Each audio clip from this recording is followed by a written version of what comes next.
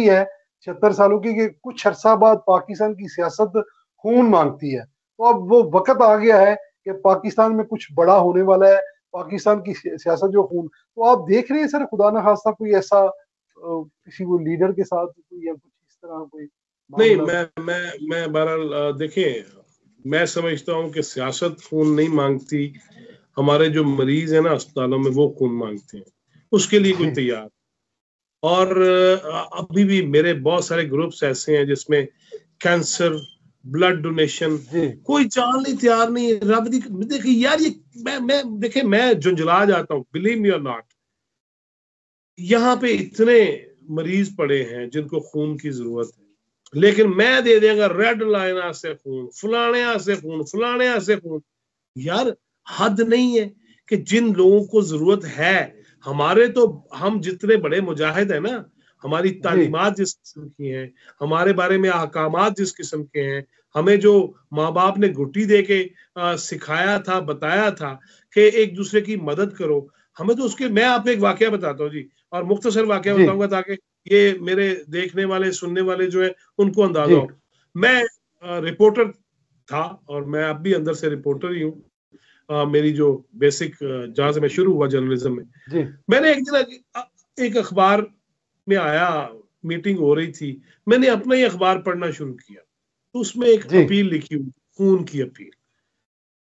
शाम को मैंने एक दोस्त को कहा, खलील शेख कनाडा में होते हैं, बड़े सीनियर जर्नलिस्ट हैं, और जिनकी वजह से बेगम आबदा हुसैन को इस्तीफा देना पड़ गया था वजारत से, बिजली चोरी में पकड़े गए थे। और मियां मेरा आइदीन लाहौर, वो भी सूबाई वजीर थे नवाज शरीफ साहब के दौर के, और एक्साइज के मिनिस्टर थे, और उनके बड़े मशहूर सैनमे हैं, और क्राउन सैनमा था जहां आजकल शादी हाल है, तो उन्हें भी इस्तीफा देना पड़ गया। उसने चोरी पकड़वा दी। खलील शेख साहब का जिक्र करना जरूरी है, हम साफियों के पास अमानतें होती है ना, जिसकी खबर हो उसका जिक्र करना चाहिए।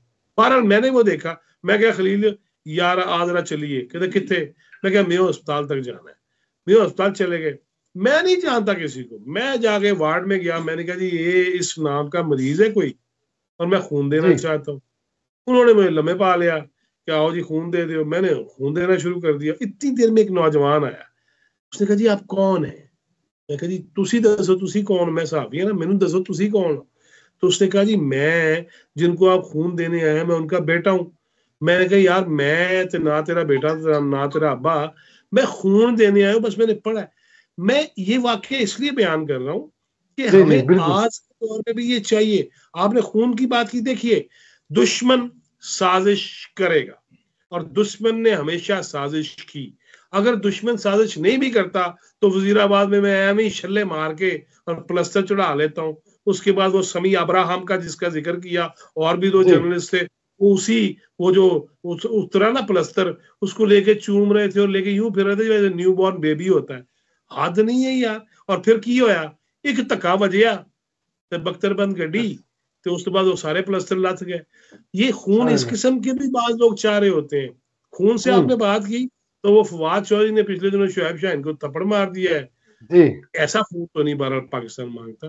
पाकिस्तान खून मांगता है इस मुल्क की मोहब्बत में, अगले महाजों पे जो हमारे जवान दे रहे हैं, जो हमारे सिपाही दे रहे हैं, हमारे फौजी दे रहे हैं, हमारे कैप्टन दे रहे हैं, मेजर कर्नल दे रहे हैं, जिनके जनाजे उठ रहे हैं, और उनकी माएं, उनके वालिद, उनकी बीवियां, उनके छोटे छोटे मासूम बच्चे जो चूम के उनको अल्लाह के सुपुर्द कर रहे हैं।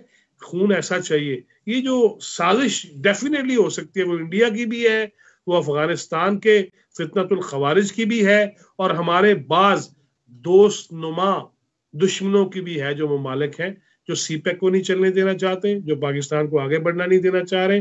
लिहाजा उनकी ख्वाहिश जरूर है। हमें आपस में बहरहाल हलाली खून रहना चाहिए पाकिस्तान में, कि सियासत की वजह से एक दूसरे की जान नहीं लेनी चाहिए।